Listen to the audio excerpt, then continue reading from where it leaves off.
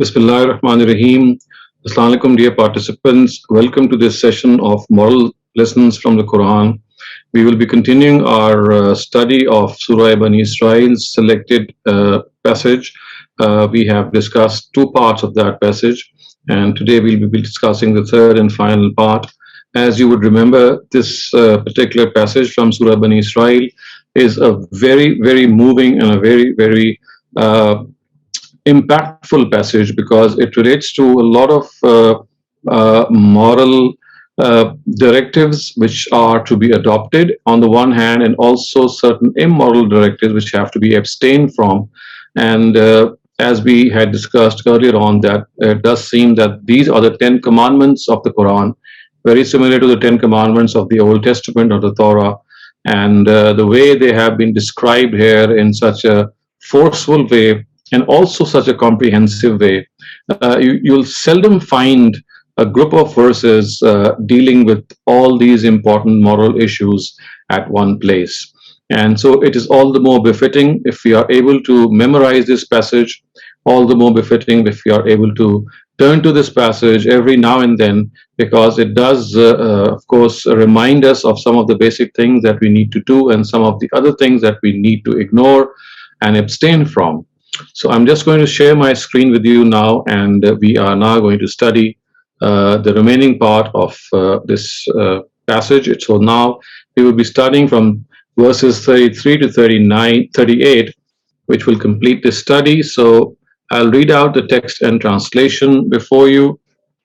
So the words are, وَلَا تَقْتُلُوا النَّفْسَ الَّتِي حَرَّمَ اللَّهُ إِلَّا بِالْحَقِّ ومن قتل مظلوما فقد جعلنا لوليه سلطانا فلا يسرف في القتل إنه كان منصورا ولا تقربوا مال اليتيم إلا بالتي هي أحسن حتى يبلغ أشده وأوفوا بالعهد إن العهد كان مسؤولا وأوفوا الكيل إذا كلتم وزنوا بالقسطاس المستقيم ذلك خير وأحسن تأويلا ولا تقف ما ليس لك به علم إن السمع والبصر والفؤاد كل أولئك كان عنه مسؤولا ولا تمشي في الأرض مرحا إنك لن تخرق الأرض ولن تبلغ الجبال طولا كل ذلك كان سيئه عند ربك مكروها ذلك مما أوحى إليك ربك من الحكمة ولا تجعل مع الله إلها آخر فتلقى في جهنم ملوما مدحورا. And do not wrongfully kill any person whose life has been held sacred by God. And remember that if someone is slain unjustly, we have given his heir the authority. Then you should also not exceed limits in his revenge, because he has been helped. And do not approach the wealth of orphans except in a just manner until they reach maturity. And keep your promises, because you shall be held accountable for promises. And give full measure when you measure, and weigh with correct scales. This is better and fairer as the consequences are concerned. And do not go after what you know not, because eyes, ears, and heart, all of them shall be questioned. And do not walk conceitedly on the earth, because neither can you split the earth, nor can you rival in mountains in stature. The evil of each of these to your Lord is very displeasing. So, my dear participants and listeners, you can see how these verses now continue. And one of the greatest sins, or one of the major sins, which all divine scriptures regard to be an outrageous crime, is discussed, and it is said that you should not kill anyone without any basis. Of course, when it is said that without any basis, the Quran has spelled out that the only reason that you can kill any person is if he is guilty of killing, or if he is guilty of spreading anarchy and disorder. Only then do we have the right to take someone's life. And in a properly instituted state, of course, this can only be done by state authorities. No one has the right to retaliate. And if some of his friends or relatives or someone who belongs to your family is killed, you start doing this in retaliation yourself. You have to take the law. You cannot take the law in your hands. Of course, in this particular surah, which is Surah Bani Isra'il, we know that the state had yet to be established in the Meccan society. It is a Meccan surah, so therefore, in that particular area, there was no other option but to give the heirs of the victim this authority. And at the caution, with this caution, they are told that they must not exceed their limits. Wala yusrif fil qatl. They must not exceed their limits. Whatever the mandate is, they just should follow that mandate, and they should know that innahu kana mansura, that they have been helped by the Almighty through His directive. But obviously, this was something which belonged to the Meccan society when the state had not been formed. Other than that, whenever a state has been established, which of course is the case today everywhere, no one at all has the right to take the life of any single person by his own hands. This is the duty of the law. If someone thinks that something has been done in a way that life has to be exacted from the other person, then the matter has to be reported to a court of law, and the court of law has to take action, and justice has to take its course. And this is only how, and this is only why that this can happen. And Nida, I remind you of a very famous incident in the life of the Prophet himself, when one of his companions said that, what if I see my own wife? What if I see my own wife in a compromising situation with some other man? Should I not chop his head off? The Prophet remained silent. Once he was asked again, he again remained silent. And the third time, he slightly, in a form of anger, remarked that "Ana aghyaru minni, wallahu aghyaru. Ana aghyaru minka, wallahu aghyaru minni," which means that I am more honorable, I am more esteemed than you, and God is more honorable than myself, implying the fact that even then you just cannot take any retaliative measure. It is God who, it is the course of law that must be adopted. So you can see that how, I mean, a person cannot be so pushed and so angry. I mean, nothing perhaps can more anger him than to see his wife with someone in a compromising position. Even then, the Prophet has said that you just cannot take revenge from that person yourself. Even in this matter, it is the court of law that must be registered, your case must be registered, and then the law should take its course. So we have to understand how important the Quran and Prophet Muhammad ﷺ are vis-a-vis following the law in letter and spirit. The law just cannot be taken into one's hands, and if one does, then we should remember that this would be complete chaos, complete anarchy, with everyone starting to do or starting to take revenge at their own will and their own whims. So this has been totally prohibited by the Quran. And then the verses say that what has to be done is that do not approach the wealth of orphans except in a just manner until they reach maturity.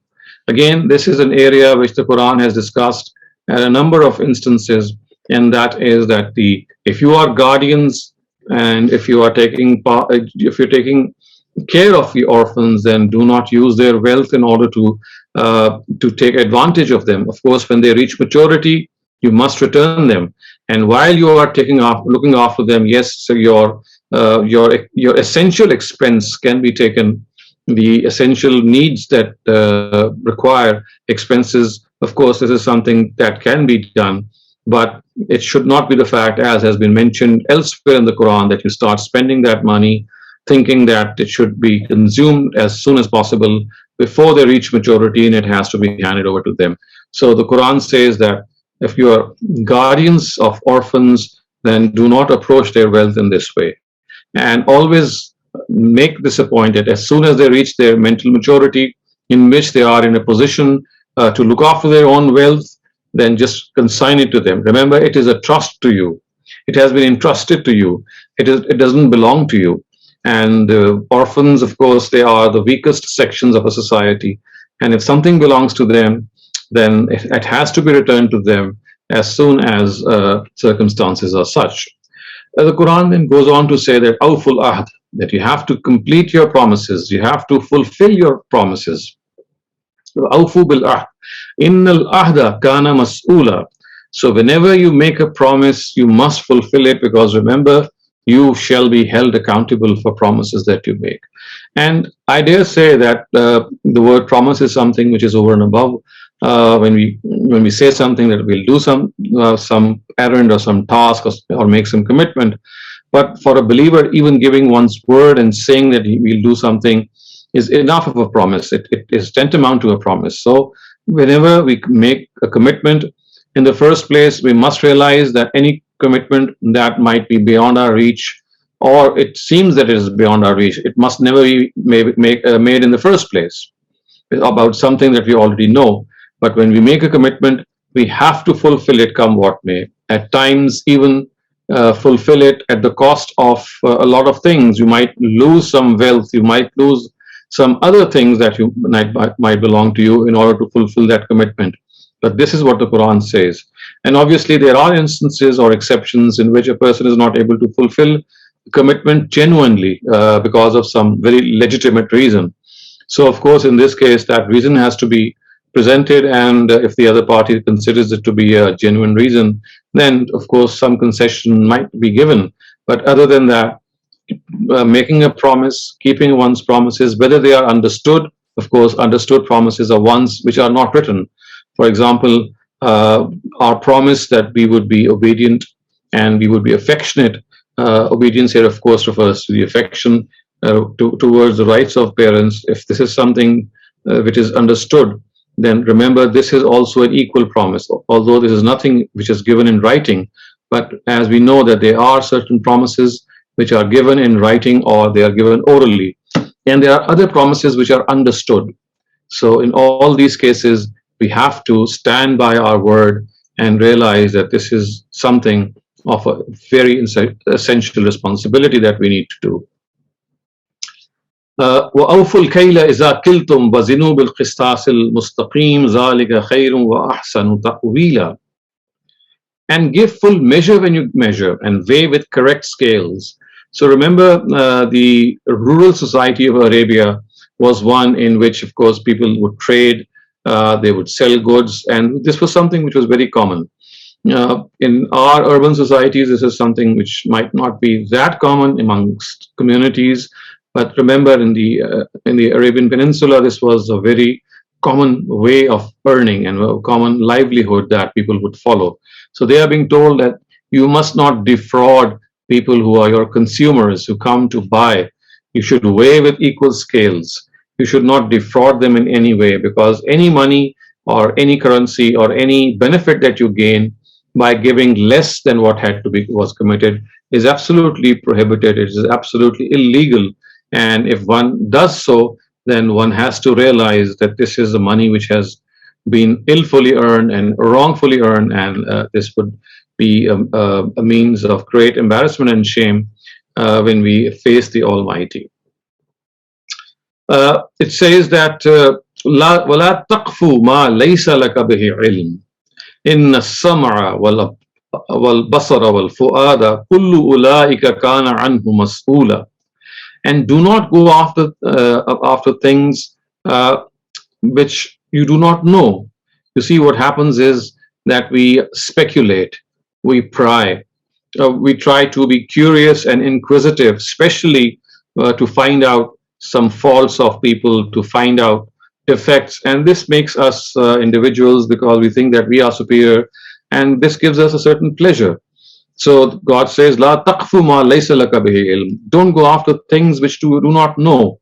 And again, this of course means that if someone asks you something about something which you maybe do not know, or you have very partial knowledge of, do not go and reply as if you were a person who was an expert in that subject. So do not go after things which are beyond the scope of your faculties, something which are beyond you. Don't go after hearsay. Don't go after half-cooked things. You have to base your actions on things which are absolutely certain, which are absolutely verifiable, so that this is something when you do, you are able to answer the other person as well if you are held accountable, or if there is a dispute which might arise. So, la taqfu ma laysa laka bihi ilm.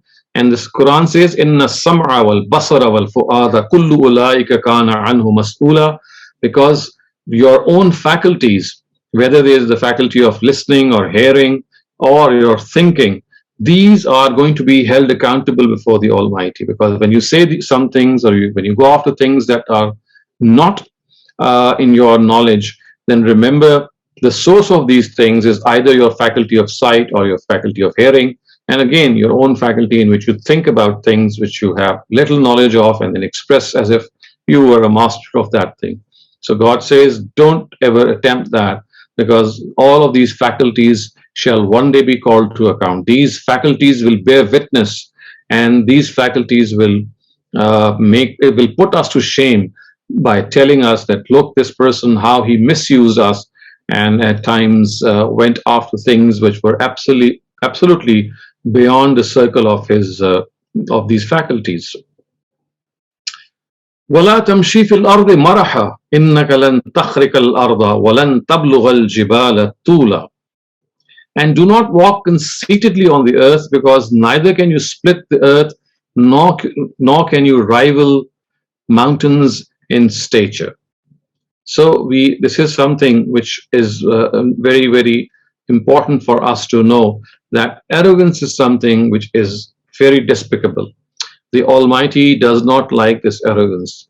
We have been created as human beings, as simple human beings who can err, who can falter, who can make mistakes, and we have to realize that we are nothing before the Almighty, and there are so many traits in which we fall well short of so many other people who are well equipped in those traits. So every person has a person above him with more pronounced traits. And in order to make ourselves, or in order to cut ourselves to our size, the best thing is to realize our follies, to always make a mental note that this is where I fall short. Because if you keep an eye on your shortcomings, this will check that arrogance. Because arrogance always arises on the basis of false estimations about oneself.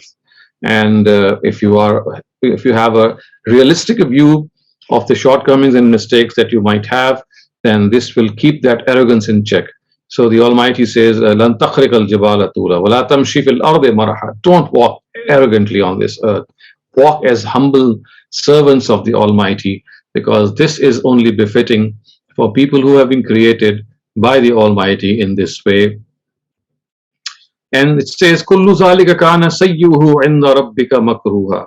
So evil of each of these things before your God is extremely displeasing.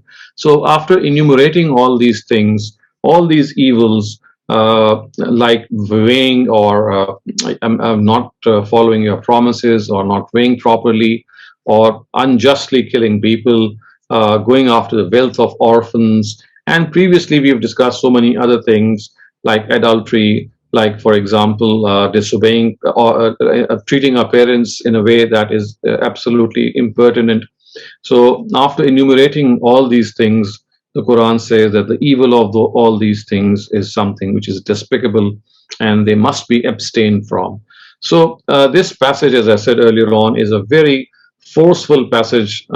I would say one of the probably most forceful passages of the Quran in which these moral attributes and some of the immoral things that we have to abstain from, they are all mentioned in one place, so that we are able to constantly have recourse to it and be reminded through it. And especially in this holy month of Ramadan, try our best to overcome these small mistakes and faults, which at times, of course, they grow in stature as well, and at the same time be righteous individuals as much as possible. So I will end my talk here, and now I'm available for any questions that you might have. Assalamu alaikum, Shehzad. I have a written question, and we are still waiting for the hands to be raised. If a person can't keep fast due to some disease or because of their old age, what should they do? How much they have to pay for the missing fast? So if a person is terminally sick, which means that he can never fast, so the answer to that question is that there is a minimum thing which can be done, and there is a maximum. Both are called fidya, which means that you do something in lieu of the fast. So the minimum is that you give the amount in currency to one meal that you eat per day, and the maximum would be all the three meals that you eat in one day. So it's basically one day, one meal, or all the meals of one day. Because the word which the Quran has used is ta'amu miskin, and I think keeping in view the fact that people who can afford to give the currency, I mean equivalent in currency to one complete day's meal, which would of course amount to three meals or maybe four, that is something which they should do. And other than that, if this is not possible, then the minimum amount is one meal per fast which is missed. And if a person is not terminally ill, and maybe the doctors advise him not to keep the fast when the month of Ramadan is there, but later on is his health is restored, then he must keep the missed fast. So this fidya is basically only for those people who are never able to keep fasts because of any medical condition.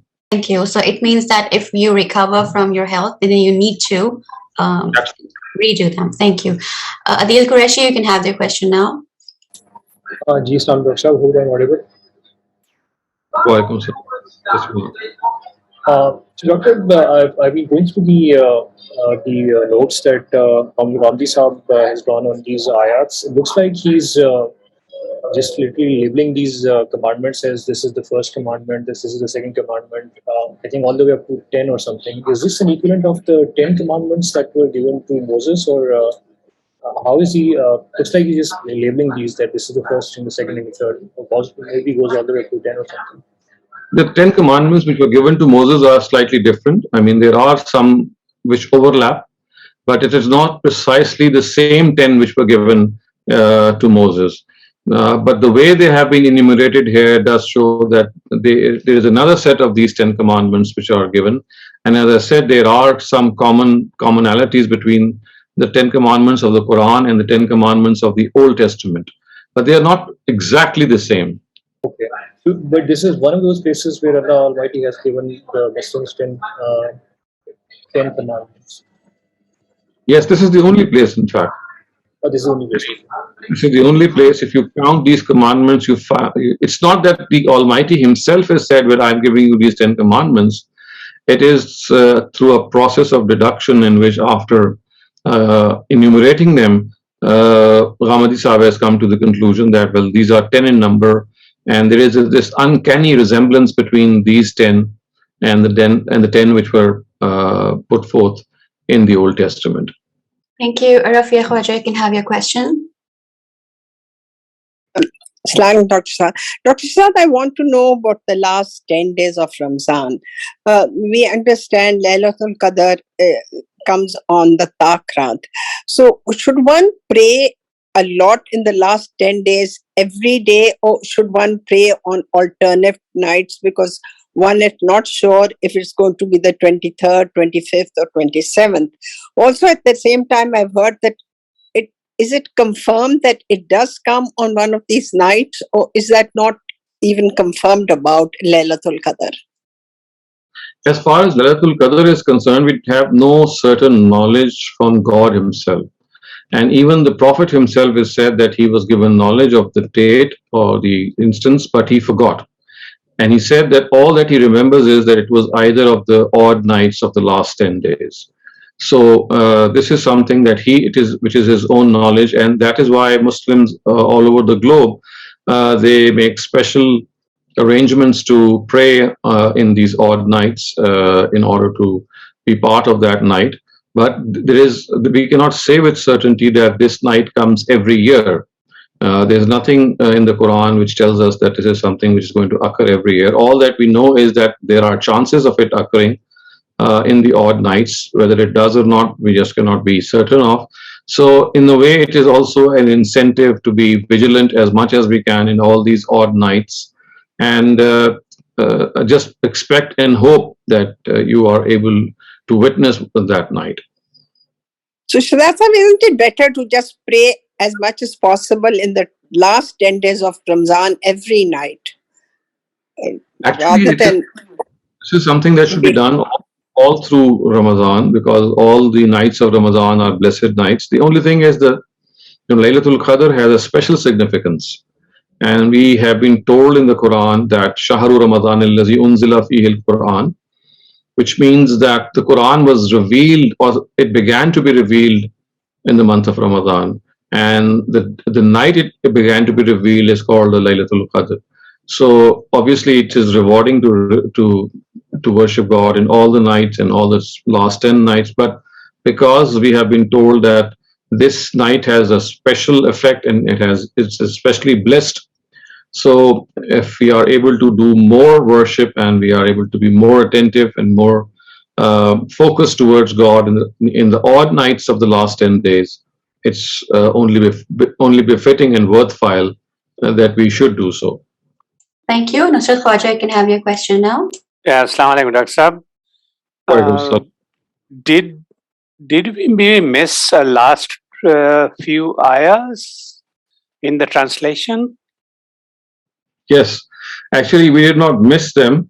Okay. They were omitted deliberately because the part which I intended to cover Okay. was which the translation had already made. So the Arabic text was actually it was beyond the I mean, it was something over and Understood. above. Got it.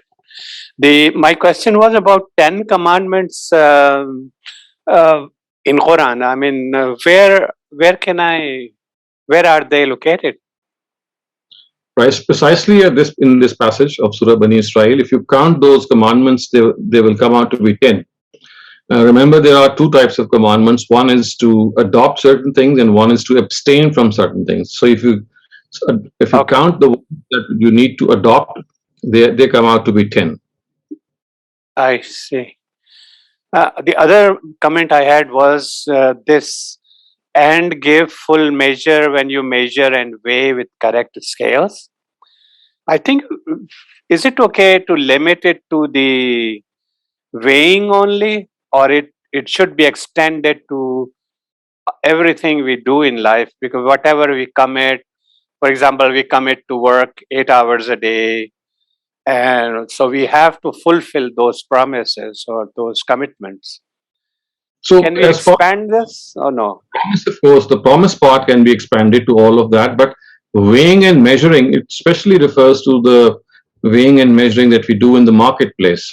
So remember, there are two things which are mentioned there. One is to fulfill your promises, and this is it has a very wide connotation. It would include all your commitments, like the one that you would be vigilant in your duty hours, and these are the hours that you have to follow. So that would have a very extensive range. But weighing properly and giving full measure, this especially relates to our market place, and it relates to business, to traders especially who sell goods and products on the basis of their weight and their measure. So they are told that this is something which is of great dishonesty if your scales reflect something other than what actually is the weight or measure of the thing that you are selling. Can you apply it to somebody a worker, for example, who I hire to do something and he does not do the 100% job? I think that would come under the earlier part, which says that Promises? yes, promises.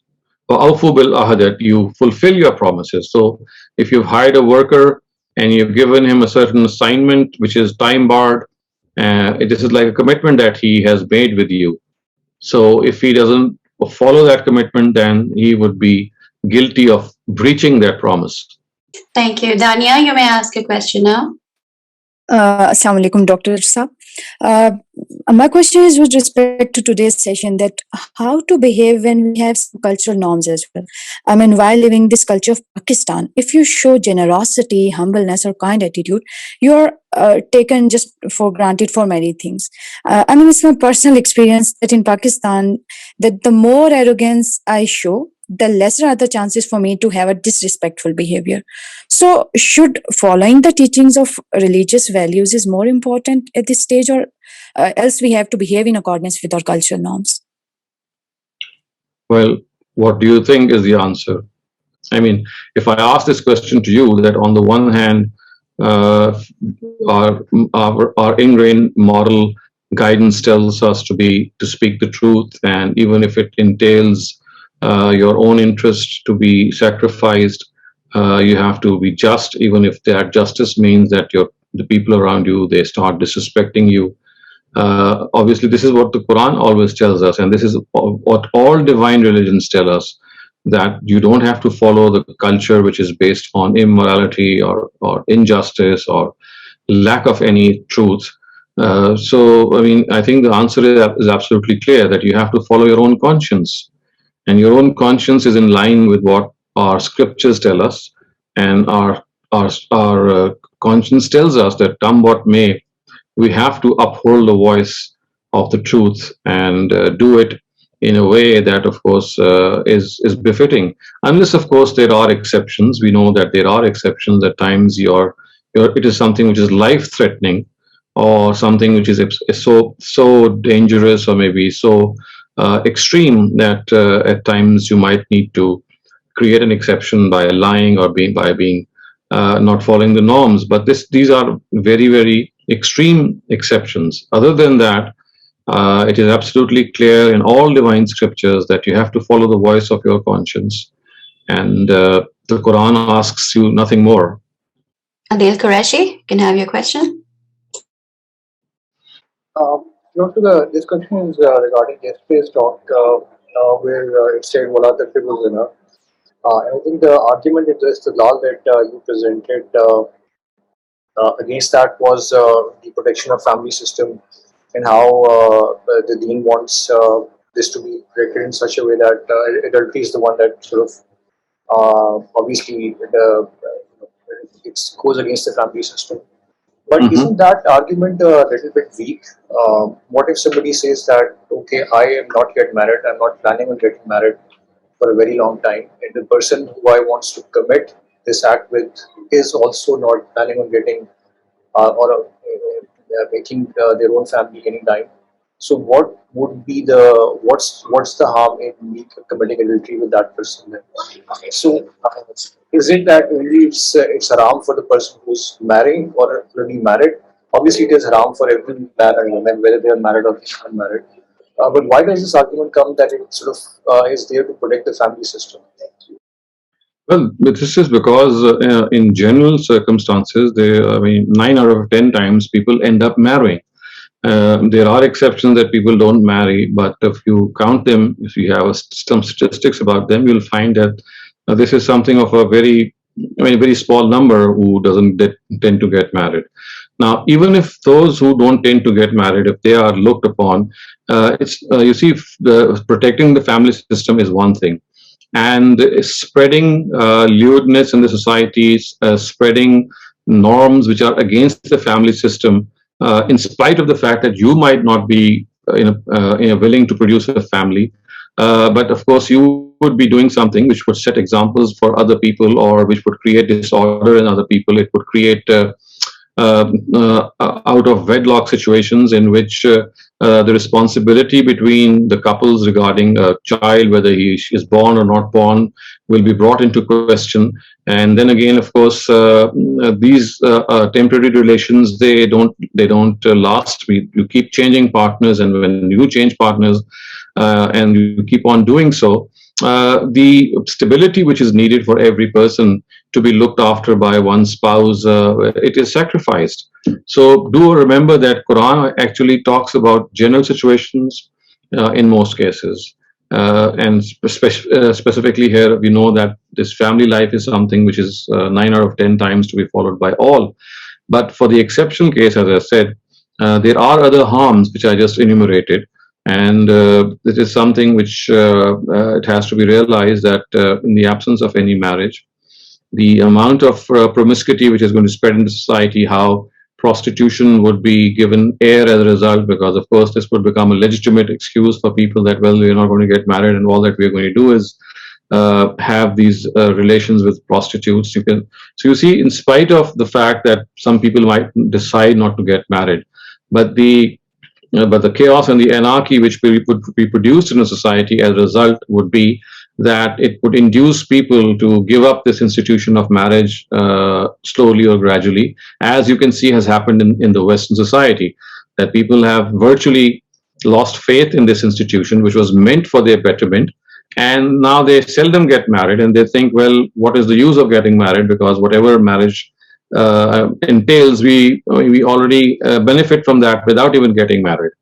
And as a result, we find people, because they are not brought up in the proper mindset, because at times we have single parents as a result of such an attitude. The child suffers a lot. The child needs both men, both a father and a mother, and at times, at times is an understatement. At all times, I would say this is not available to them. And these children, of course, then they become psychologically handicapped. And then there's also this question of responsibilities, that who's going to be responsible in such cases. People do make this vow that, well, we'll not produce children, but remember that this again is against the scheme of the Almighty. So you see, there are a number of things which, as a result of that, even if you don't get married, which have a very negative impact on the whole society. All right, thank you. Nusrat Khwaja, I can have your question now. Dr. I was just looking about abortion. I understood when you said yesterday that 120 days is the limit. But some other scholars were talking about like 40 days. And I was not sure which is correct, because what they are saying is the 3 stages of development, they can go concurrently at the same time.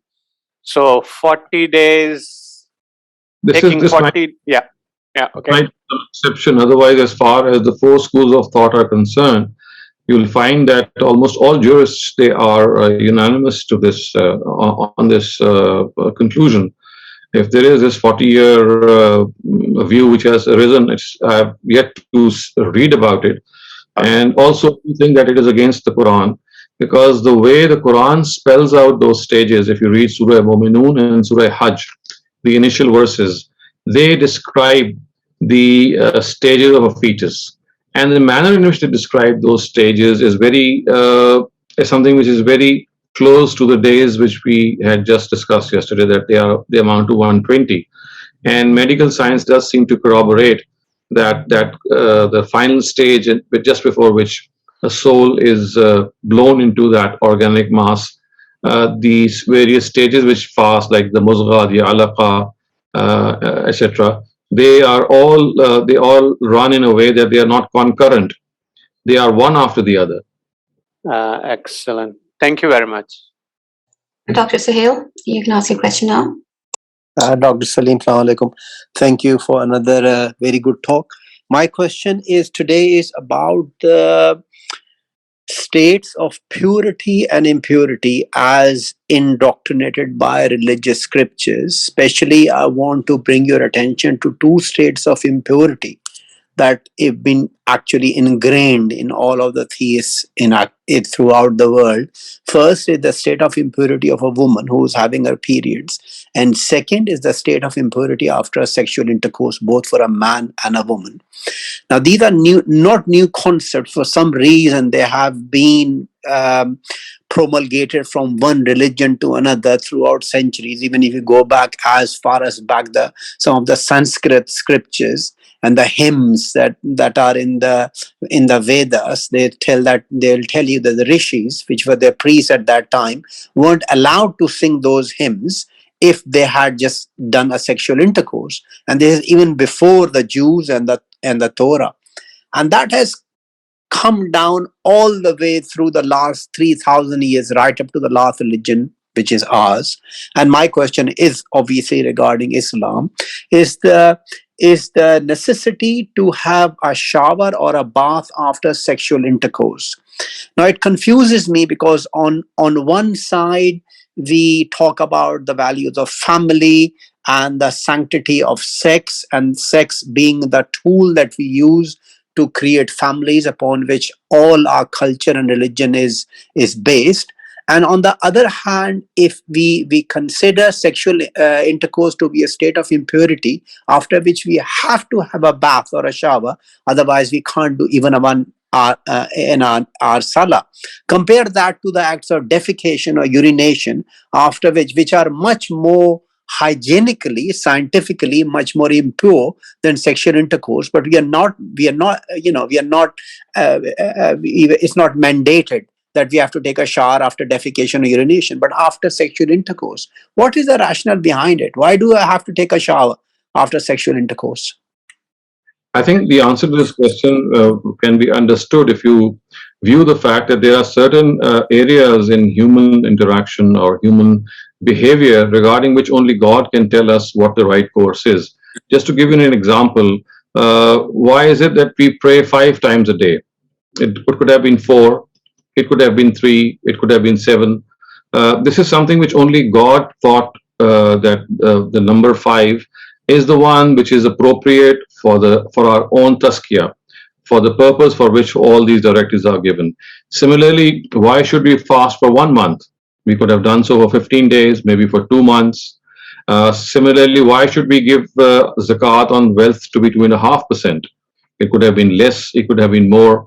So the point that I'm making is that there are certain things about which the level of tazkiyah is the ultimate objective of all directives of religion.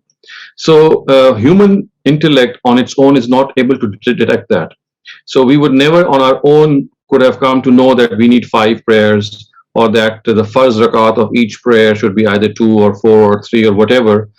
We needed this divine intervention to tell us what is the optimum to do in order to gain tazkiyah. So if this is understood, then I can relate it to your question as well, that the amount of tazkiyah for which certain actions have been prescribed, like for example, defecation or urination only requires wuzu, whereas whereas sexual intercourse or any such state of a person requires to be bathed. Is it again something, the extent of tazkiyah is something that we could not have gauged ourselves. So I understand all these things by making this sense that there are certain levels of tazkiyah or the extent of tazkiyah which as human beings we could not have rationalized or rationally discovered. We are absolutely dependent on them for God. I mean, it is just the same way that we just cannot say that, well, 1% zakat is enough, or if I pray 1 time a day, it's enough. I had no source to take that decision. So I think that on a very similar note, there are certain other directives of the Sharia about which certain optimum acts or practices have been prescribed. And it is to understand them would mean that the Almighty thinks that the amount of tazkiyah which would result as a consequence would be the optimum if for example in defecation just wuzu is done, and in the case of sexual intercourse shower has to be taken. Okay, Dr. Saleem, thank you. I appreciate that you have given me a fair enough straightforward answer. It's basically faith-based. We don't have any basis. I mean, just ask yourselves that why are we not prescribed 6 prayers?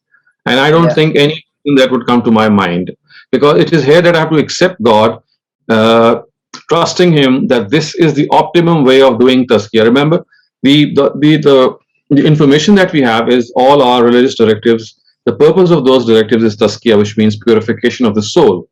So, especially in these worship rituals, they are the best examples that can make us understand that on our own we would never have been able to discover what is the optimum amount of worship that would be that optimum tazkiyah that we need.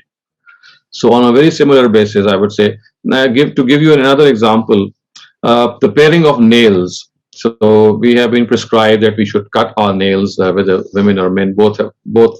Now, someone could have made a case that why is it that we must cut our nails? Because if hygiene is the case, we can always clean our nails. It's always, I mean, you just can go and clean them. It's easy. So why is it that God wants us not to even have them grown? So you just cannot say that, well, I mean, it could have been the same.